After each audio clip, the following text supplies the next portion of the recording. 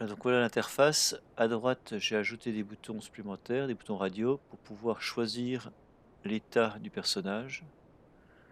Donc on a vu, quand on arrive, il doit être en mode repos, puis ensuite il doit être en attente, puis il y a une avance lente, une avance rapide avec le gyrophare qui clignote, et le nettoyage avec le gyrophare qui clignote.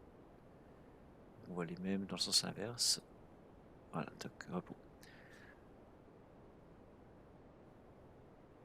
Donc voilà pour les positions. Maintenant, on va utiliser ces positions pour les déplacements.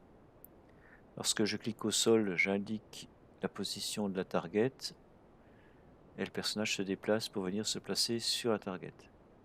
Avec le bouton droit, je peux déposer une tâche et là, il se déplace rapidement et il vient essuyer la tâche.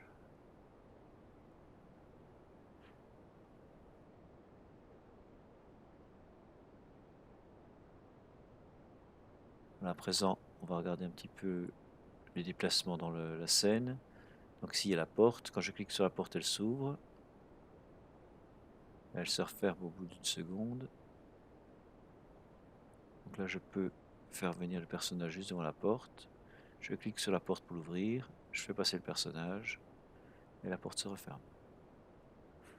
Je déplace toujours avec le bouton gauche la cible qui permet de déplacer le personnage et avec le bouton droit la tâche qui lui demande de bien nettoyer.